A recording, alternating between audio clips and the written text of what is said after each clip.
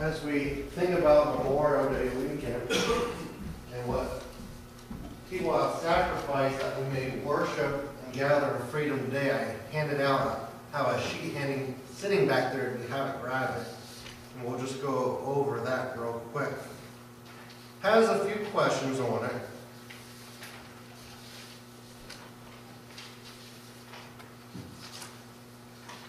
And I'd like to go ahead and answer them, think about them, and answer them as we go. Does everybody have this sheet of paper?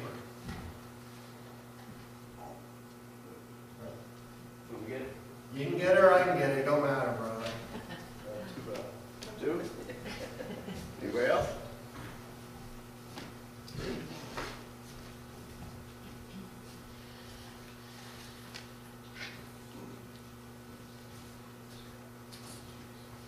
Like I said, one of the most, well, I should say one of the most common phrases, but the phrase that goes through my mind on weekends like this, when we remember those who served in our country, is some gave all, but all gave some. And I probably had that backwards. All gave some, but some gave all.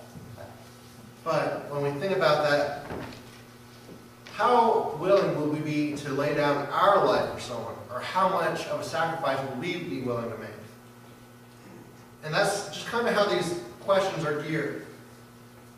And the first question is, how many seconds would you sacrifice every day if it meant that you could physically save the life of someone close to you? How many seconds every day would you sacrifice if it meant that you could save someone's life close to you?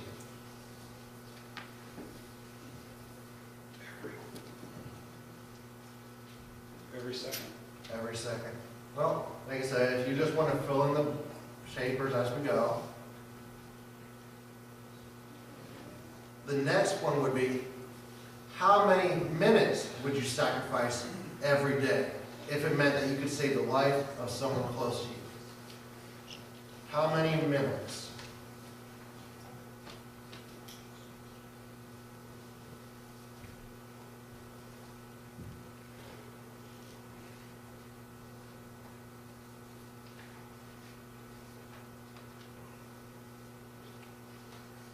From there, we move on to how many hours would you sacrifice every day if it meant that you could physically save someone close to you?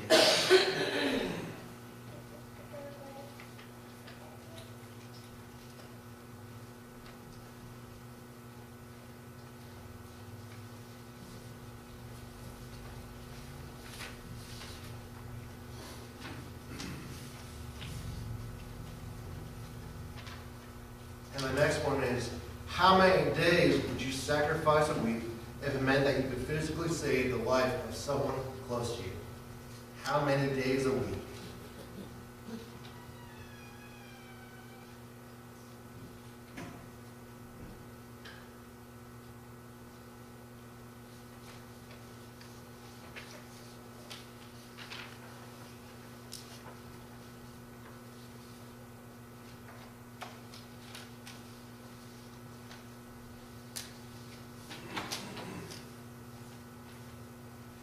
I'm sure when it comes down to it, we all would be willing to sacrifice a large portion of our time if it meant to physically save someone close to us, because we wouldn't have them close, always there with us as long as possible. I know my parents probably would, no matter if they shut up the door, lock all the doors, shut off all the lights, and ignore me ringing the doorbell for it consistently. They claim they didn't hear it. But let's move on to the next portion. We talked about physically. But we would move on to the last portion of it. How many seconds will we sacrifice every day if it meant that we could spiritually save the life of someone close to us?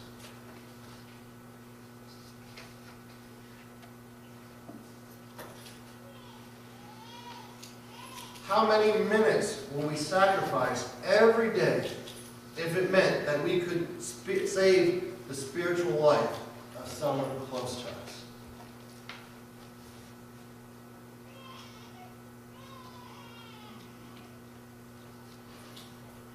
How many hours will we sacrifice every day if it meant that we could save the spiritual life of someone close to us? And then finally, how many days will we sacrifice a week if it meant that we could spiritually save the spiritual life of someone close to us? Sometimes it seems easier to make the physical sacrifice than it does to make the spiritual sacrifice. And that's all I'm trying to show here. Get us to think. Because we are talking, this is exactly what we've been talking about. Revival. Revival isn't just about us developing a closer relationship with God, but it's a matter of saving souls. It's a matter of seeing souls saved for the kingdom. It's a matter of telling others about Christ. It's a matter of taking the gospel to those to whom other people would not normally speak to. It's going where God wants us to go, that His message might be delivered, that souls would be won for His kingdom. We've been talking about revival for the last, I want to say, several months. And we've gone from looking at revival in Scripture to looking at revival historically. Of course, the Bible, as far as history goes, and the moving of God, we really have it almost ending at the end of Acts. We say that the church is a continuation of the book of Acts.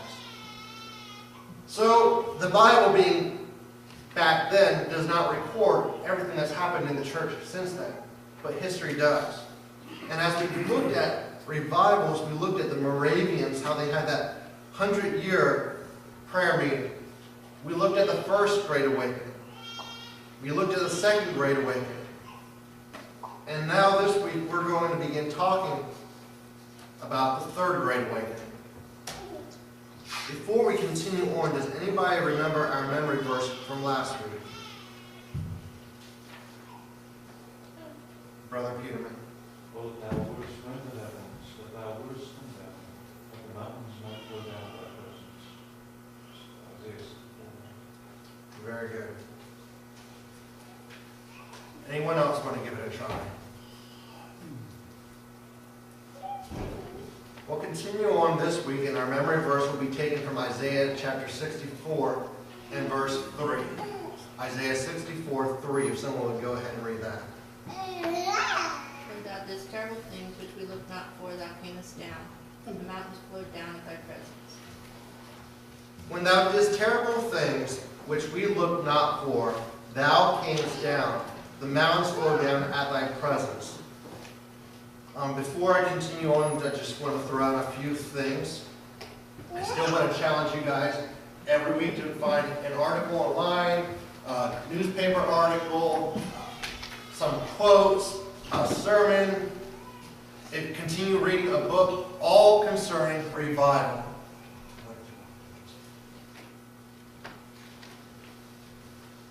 We want to surround ourselves with as much as we can pertaining to revival.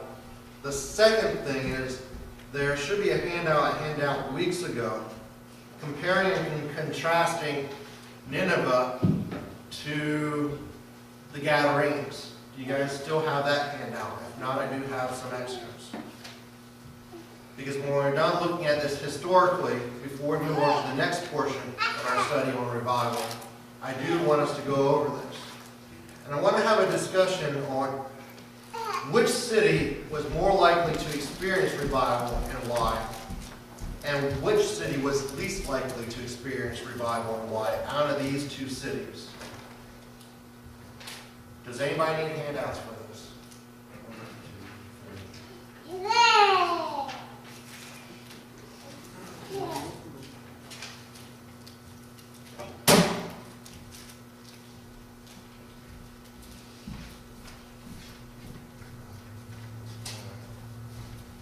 Who's all hands? Yeah, no problem. Just something to go off, and like I said, we'll have a discussion, open discussion here in a few weeks. That's the plan anyhow. But as we begin looking at the third Great Awakening, Pentecost made this comment concerning the Third Great Awakening.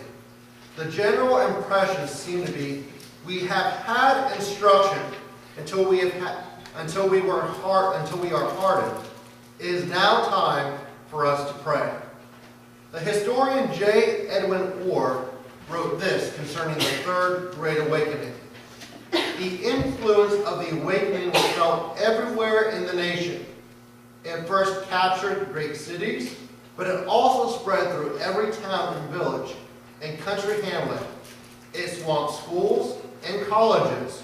It affected all classes without respect to condition. It seemed to many that the fruits of Pentecost had been repeated 1,000-fold. The number of conversions recorded soon reached the total of 50,000 weekly. As we begin looking at the background of the Third Great Awakening to give us an idea of what's going on, from 1840 to 1857, the religious aspect of America was in decline. If we look around us today, the spiritual aspect of America is in decline, as it was back then. The states were divided over the issue of slavery. We are on the brink of civil war. Financial problems arose during this time frame. They included banks failing, railroads going bankrupt, among other things. There was if you want to call it, a group called Millerites that had rose among, quote unquote, and I do use quotes, religious denominations. And they claimed that Jesus Christ was coming back between March 21st, 1843 and March 21st, 1844. We've all heard this, once again, just recently in the last couple of years. Not from the Millerites, but false predictions of Christ's coming.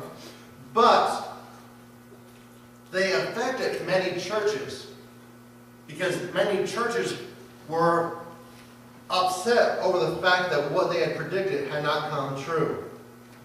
They were upset over the false prediction. Not only, as we discussed, was civil war on the brink, but at this point it seemed unavoidable. There was no way around it. War was coming, and there was nothing we could do to stop it. On September 25th, 1857, the Bank of Pennsylvania in Philadelphia failed, one of the major banks at that time. And on October 10th, 1857, the stock market crashed. When we look at the world of these people, everything around them was falling apart. Those things which were supposed to be stable were crashing to the ground. Those things that they seemed dear were on the brink of being ripped from their fingertips. And this leads us to the Great Awakening, Third Great Awakening. And when we look at the dates for the Third Great Awakening, some will say it only lasted from in the years 1857 and 1858, and others claim that it lasted all the way up to the early 1900s, if not 1900 itself. As we begin looking at people of the Great Awakening, there are some that stand out above the rest. In the weeks past, we talked about Charles Finney, who merely walked into a factory and the presence of God was so strongly upon him that everyone within the building fell to their knees in prayer, under conviction. And so we shall continue looking at people of the Third Great Awakening. The first one we have down listed is Jeremiah Lanphier. And when we look at him, there's nothing spectacular about Jeremiah. He wasn't from a religious background, as in daddy was a minister, grandpa was a minister, or so forth. He was a businessman whom God got a hold of. And he started a prayer meeting. He became a pastor, and within that church, he began a prayer meeting. And it became the prayer meeting for many businessmen's prayer meeting throughout the Great Awakening.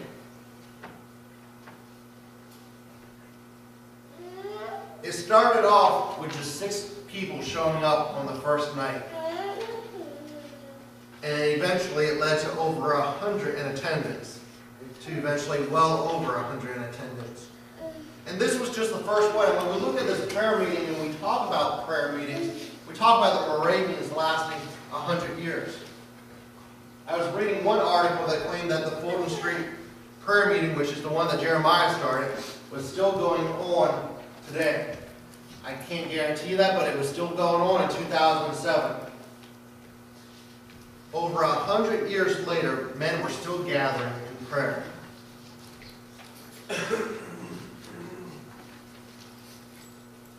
And when we look at these prayer meetings, well, let me just back up. When we look at his meetings, they weren't designed initially for, I would say, when we think of a gathering of people for a service, we think of preaching as being the main focus. That's where revival is. You have your song service, you have your offering, of course, and then you have your preaching. But when we look at the revival services that Jeremiah started, they didn't have preaching as the main focus, but rather prayer was the main focus. They weren't organized, they didn't have a time limit, they didn't have, you had 30 minutes of praise and worship, you had, the preacher had 45 minutes to preach. If we come to service, we pretty much know what is going to happen. Unless the Spirit moves, we know what's going to happen. I mean, we're not fooling ourselves. We come, Pastor's going to get up, he's going to give an introduction. He's going to guide us, he's going to call Sister Holly up to lead us in songs. Sister Holly's going to sing maybe about 2 songs, I believe it is, take up prayer requests, then sing 2 more songs. Then we go into prayer requests if it's Sunday night, then we go into the offering, and then right after the offering, maybe 1 more song if you feel the Spirit moving, and then we'll go into preaching. I mean, we all know this is a trend. But when the Spirit of God gets into it, it's different. Well, with Jeremiah, he didn't have any structure to his meetings like that. His structure was one of prayer. If someone had something to say, you had 5 minutes to say it. If you want to get up to testify, each person had 5 minutes to say it. If you want to get up and preach, you had 5 minutes to get up and say what you had to say. They were restricted 5 minutes, but there was no order. When everybody was done, it dismantled, everyone went home. There was no order, but yet they still flowed continually, and God used it, and revival broke out. And with that last phrase, I'm not using God using it in a derogatory way, because I'm sure every one of us under the sound of my voice should know God's not a God. Well, let me put it this way. God is spontaneous. Not everything flows in a pattern with God. We come to church, God can mix up our routine because He wants to move. He's in it. We can look at another person, Phoebe Palmer. In the fall and winter of 1857, her and her husband traveled around evangelizing. They were originally from Hamilton, Ontario, Canada. And they were one of the first meetings of the Third Great Awakening. And they preached. And when I say they, I mean she preached. Phoebe Palmer was the preacher. Her husband traveled with her, but she was the one preaching, exhorting, and leading the church services. And it's here, once again, that revival began to slowly break out. Their meetings slowly grew and grew. And I don't have any stories like I have in the past couple of weeks. But one thing I can tell you is this. We might not see anything exuberant right now that I can bring forth. That's not in my knowledge, that's not within my knowledge, like Charles Finney. I can get up here and tell you about Charles Finney who went into that factory. We read the account. We can talk about other people in the past. We talked about Cane Ridge, about 20,000, I think it was in attendance, and 5 people preaching at one time. I don't have any emotional stories like that to tell this morning. But we all should be challenged regardless. Because when we look at these people, obviously they had a hold of God. And we should desire the same thing. D.L. Moody was one of the most famous evangelists during the Third and Great Awakening. He's the one that founded Moody Bible Institute. One account is said of D.L. Moody that there was, I can't remember which president, but the President of the United States and several men were gathered in a barber shop one day. And they were all goofing around, joking around, until this one man walked in. And all of a sudden, the atmosphere changed. And they took on a more serious nature. And it was D.L. Moody. Why did the atmosphere change? Because the anointing of God that he had on his life. The power of God was so strong that went with him. Now, for us as Christians, that should be our desire. To have so much of God that when we walk into a room, people don't even know who we are. But the power of God, this Holy Ghost that goes with us, is so strong that it just changes the whole atmosphere. And how does that come? In a place of prayer and fasting. We can look at the results of the Great Awakening, of the Third Great Awakening. And over 1 million people were added to the churches in America. It increased the morals of American society. And that song that I played at the very beginning was the Battle Hymn of the Republic. It was written by Julia Ward Howe. And it was birthed because of the American Revolution. She heard soldiers sing the song John Brown's Body and was taken or felt the need to put better lyrics to the tune. And so she birthed the Battle Hymn of the Republic as we know of it today. And it wasn't sung just by the Confederates, but it was sung by the Union soldiers as well. It was a song that was sang in the camps of both sides. And if everyone would please pull out their hymnal, the old hymnal, turn to page 494, we'll see the evidence that this is true.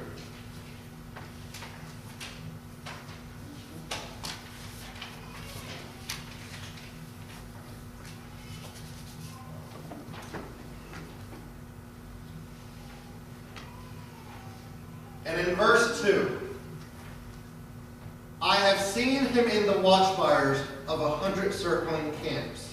They have builded him an altar in their evening dews and dams. Revival was breaking out within the camps of the soldiers as much as possible. They were experiencing a move of God within their own camps on both sides. Revival here is taking hold of America for the Third Great Awakening. And not only, and when we look at this Third Great Awakening, guess who spurred it on? Not any names in particular, but it wasn't the leadership of the churches. It was the common layman, like you and I. It didn't come from the top, but it came from the body. Now, revival should begin with leadership. It really, really should. For us in leadership in the church, it needs to begin with us. Because as leaders, the followers are only going to live, actually they're going to live a few notches below what you're living. So whatever standard, Brother Al, you're setting at work, more than likely the people that follow you at work, they're going to do a little bit less than you. Maybe not put as much effort into it. They'll follow your example, but not to the T. But as I have said in the past, leadership is not just church leadership. It should begin in church leadership. It really should. But fathers, husbands, you are the leader of the home. You are responsible from making sure that revival is breaking out in your own home. That you're doing everything you can to see a move of God within your life, within the life of your spouse, within the life of your children.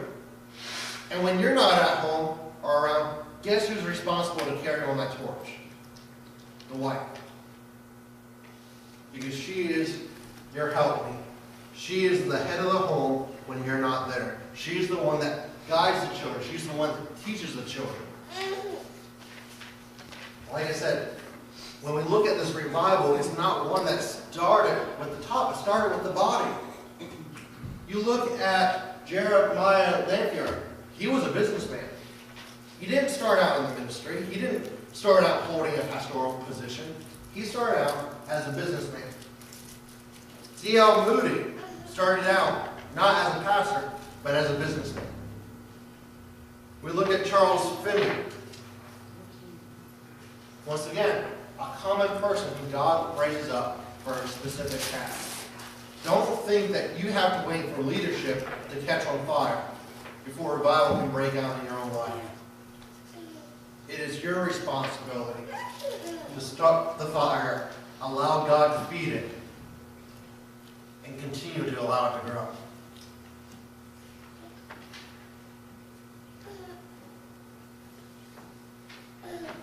And if we look at influencing factors on the Third Great Awakening, just finishing that real quick, they're nothing spectacular that we haven't seen in the past. In fact, if we look at the influencing factors, they should be pretty much consistent. They are just coming from different sources. When we looked at past revivals, one of the greatest influences, prayer. We looked at the Moravian revival. We looked at how they looked at their prayer meetings. We looked at the time spent in prayer last week. And this week we can look at Jeremiah Lampier and his prayer meetings. We look at evangelism because revival will do one of two things. Either it will implode if the church doesn't allow it to spread out and take it to the community, or it will explode. We will be witnesses and we will tell others about Christ, and we will share the gospel. When we look at the Third Great Awakening, evangelism was huge. We look at people like Finney. We look at people like D.L. Moody. And finally, the one I brought out this week was one that I haven't really said in the past. And that is a willing vessel. We've said it, but we've not really had it listed. Because that's what it comes down to. God is looking for someone who's willing, that he can use. Someone who's willing to do whatever it takes, no matter how strange it may seem, no matter how awkward it may be, no matter what other people may say. He's looking for someone to stand up and fill in the gap. And you can say, Lord, I'll do whatever it takes, I'll do whatever it takes. But if you got down to it, would you be willing to be a prophet of old? And I'm not talking about the stoning and the ridicule part. But if you look at their lives, they were on display constantly for God. Ezekiel, I think, it laid on his one side for 40 days as an example, and then rolled over for another 40 days on the other side to portray a message. You know, people walk by, I'm sure they thought a few things, but are we willing to do whatever it takes that revival should break out? Are we willing to say, Lord, use me. I don't care what I have to do. I don't care where I have to go. I don't care what I have to say. I don't care who I have to talk to. I'm willing to do it. We talked about sacrifice in the very opening. Revival is sacrifice. We talked, one of the questions was, how many days a week are we willing to sacrifice? Are we willing to fast a meal? Are we willing to fast a day? Are we willing to fast several days to see revival? Are we willing to do whatever it takes?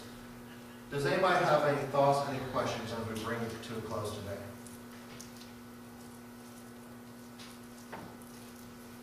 Yes. To go along with, what we sacrifice. If we discovered the cure for cancer, what would we sacrifice to get that cure out to people? Well, we have the cure cure for something worse than cancer, that's sin. How much more should we be willing to sacrifice to share the gospel?